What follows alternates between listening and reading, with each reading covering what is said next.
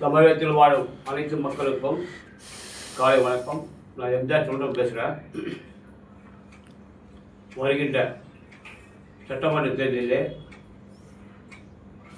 கடுமையான போட்டி இருக்கும். நடிகன் சைக்கோ விஜய் ஒரு ரசிகர் மன்ற மாநாட்டிலே டிவி கேட்கும். டிவி கேட்ட கட்சியே கிடையாது.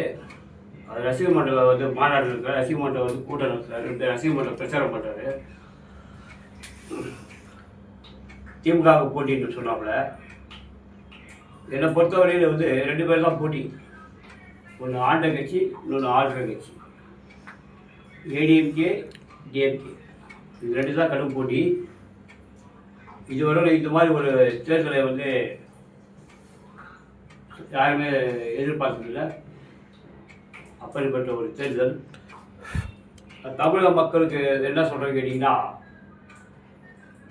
வாக்கு செலுத்துவது உங்களுடைய உரிமை. அதை வந்து நீங்கள் வந்து வீட்டில் என்னுடைய மகன் சொன்னா, என் மகள் சொன்னா அப்படின்னு வந்து உங்களுடைய சுதந்திரத்தை அவங்க பறிக்கிறாங்க.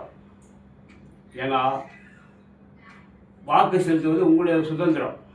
அதை யார் சொல்லி நீங்கள் வந்து செய்யாதீங்க. உங்களுக்கு யார் தேவையோ அவங்களுக்கு வாக்களிங்க. அது எந்த தவறும் இல்லை.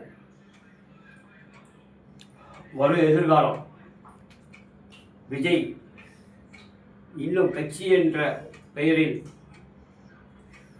ரசிகர் மன்றத்தை கலைத்து விட்டு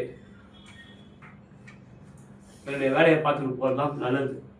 இல்லை இந்த தமிழ்நாடு விஜய் இருந்தாப்பெல்லாம் தமிழ்நாடு சுடுகாடு ஆகிடும். அரசியலும் தெரியல, கோட்பாடும் தெரியல,